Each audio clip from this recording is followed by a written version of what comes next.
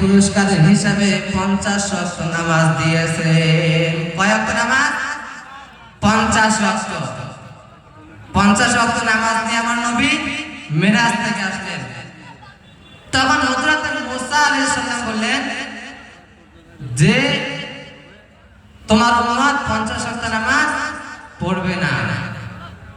50 ওয়াক্ত নামাজ কি পড়বে না, তুমি আল্লাহর কাছে যাও, যে নামাজ কমিয়ে নিয়ে আসো। তখন আমার দয়া নবী, মায়ার নবী আবার আল্লাহর কাছে চলে গেলেন। ইয়া রাব্বুল আলামিন, আমার উম্মতের এতগুলো নামাজ পড়তে অনেক কষ্ট হবে, তুমি দয়া করে একটু নামাজ কমিয়ে দাও। আল্লাহ রাব্বুল আলামিন 5 ওয়াক্ত নামাজ কমিয়ে দিলেন। 50 ওয়াক্ত নামাজ থেকে 5 ওয়াক্ত নামাজ কমিয়ে দিলেন, আর থাকে 45 ওয়াক্ত নামাজ।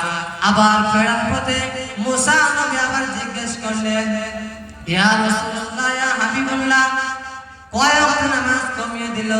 তখন আমার নবী বললেন 5 ওয়াক্ত নামাজ কমিয়ে দিয়েছে, এখন হয়েছে 45 ওয়াক্ত নামাজ। মুসা নবী আবার বললেন এটা বলবে না, 45 ওয়াক্ত নামাজও পড়বে না, কারণ আমি উম্মত চলে নিয়ে এসেছি। তো তুমি দেরি না করে আবার আল্লাহর কাছে চলে যাও। তখন আমার নবী আবার আল্লাহর কাছে চলে গেলেন। এমন করে একবার নয়, দুইবার নয়, তিনবার নয়, চারবার নয়, 9 বার আল্লাহ রাব্বুল আলামিন আল্লাহর দরবারে চলে গেলেন। 5 ওয়াক্ত করে নামাজ 9 বার কমিয়ে নিয়ে আসলেন।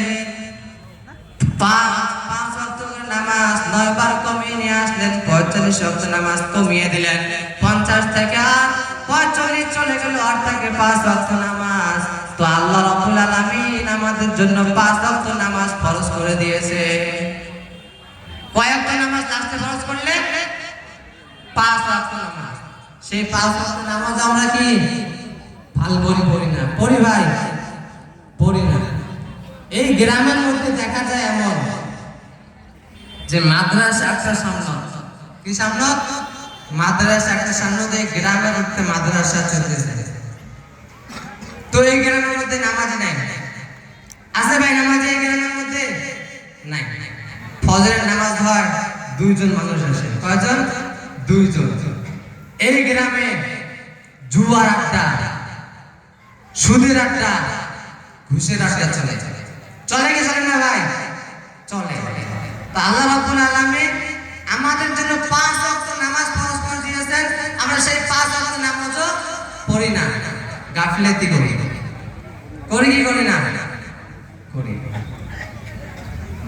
যেই নবী আমার জন্য এত কিছু করে নিয়ে আসলেন, 50 ওয়াক্ত নামাজ থেকে নিয়ে 5 ওয়াক্ত এনে দিলেন, আরো কত কিছু করেছে, যদি বলতে থাকি শেষ হবে না। শেষ হবে কি? শেষ হবে না। তো আমরা নামাজ পড়ি না। আল্লাহ রাব্বুল আলামিন কোরআনের মধ্যে কয়ে দিয়েছে, সর্বপ্রথম তোমরা বাঁচো, তারপর তোমরা আহলে খানদানকে বাঁচাও। এমনকি আল্লাহ রাব্বুল আলামিন কোরআনের মধ্যে বলেছেন, সর্বপ্রথম কিয়ামতের দিন নামাজের হিসাব হবে। কিসের হিসাব হবে? নামাজের হিসাব হবে। আমরা যদি নামাজের হিসাবটা ভালো করে দিতে পারি, আমাদের জন্য সব নিকাশ সব আস্তে হয়ে যাবে। হবে কি হবে না? হবে। আমরা নামাজ পড়ি না, রোজা রাখি না, আমরা পরিচয় দেই আমরা মুসলমান। হয় কি না ভাই? পরিচয় দেই আমরা মুসলমান, নামাজ পড়ি না। যিনি আমাদের নবীর মেয়ে ছিলেন ফাতেমা রাদিয়াল্লাহু তাআলা আনহা। কার ছিলেন? ফাতেমা রাদিয়াল্লাহু তাআলা আনহা। ফাতেমা রাদিয়াল্লাহু তাআলা আনহার মৃত্যুর সময় যখন এই দুনিয়া থেকে চলে গেলেন, মৃত্যুবরণ করলেন, তো ফাতেমা রাদিয়াল্লাহু তাআলা আনহা যখন দুনিয়া থেকে চলে গেলেন, মৃত্যুবরণ করলেন, হযরত আবু যর গিফারি রাদিয়াল্লাহু তাআলা আনহু হযরত ফাতেমা রাদিয়াল্লাহু তাআলা আনহার কবর খনন করতে চলে গেলেন। কবর খুঁড়তে থাকে আর বলে, হে কবর, আজ তো তুই অনেক ভাগ্যবান। কারণ কি জানি, আজ তোর পেটে এমন একজন মানুষ আসতেছে, এমন একজন ব্যক্তি আসতেছে যিনি জান্নাতের সব নারীদের সর্দারিনী হযরতে ফাতেমা রাদিয়াল্লাহু তাআলা আনহা। কবর থেকে কোনো আওয়াজ আসলো না।